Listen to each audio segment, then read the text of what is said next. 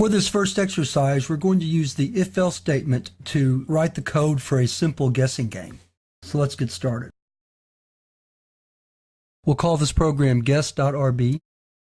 And the guessing game we're going to play is we're going to ask the user to answer the question, what was the name of the computer that played on Jeopardy? And the correct answer is Watson. So we'll begin by coding in the answer to the question. Now I'm going to add a new line to the answer because when the user enters their answer, they're also going to enter a new line. So we're going to add a new line to the answer. So first we'll put up a little prompt.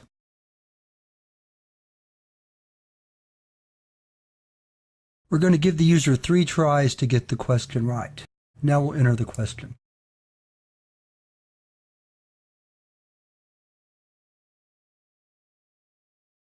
Next, we get the user's response and put it in an appropriate variable. Then we write an if statement to test to see if they got the right answer.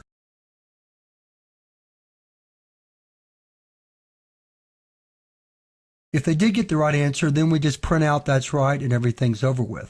Otherwise, and here's where the else part comes in.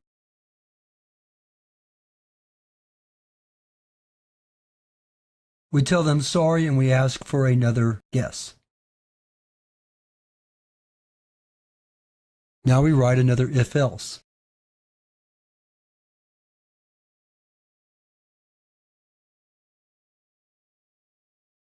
And then we go through the scenario one more time.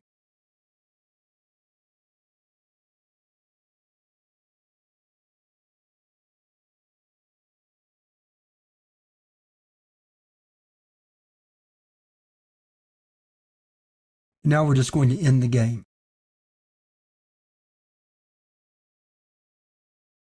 And now all we have to do is close up all of the if-else's with end statements.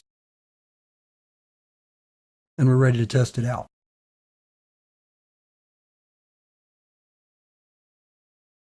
So let's get it right on the first try. Let's run it again. And this time, miss it the first time. And get it the second time. Now let's run it again. And get it on the third try.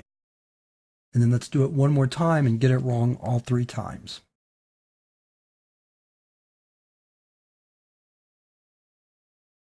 So there's our guessing game. Let's put the code back up real quick.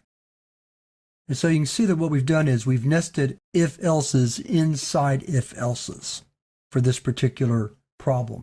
And this is an appropriate way to use the if-else when you need to try something several times, yet it's related. If we were looking for different answers, we might use if-else-if, but because we're just looking for one answer, we nest or embed if-else's inside other if-else's. So that wraps up this first exercise on decision making, and now we're going to move to the next exercise where we're going to look at building a very simple calculator using the case statement.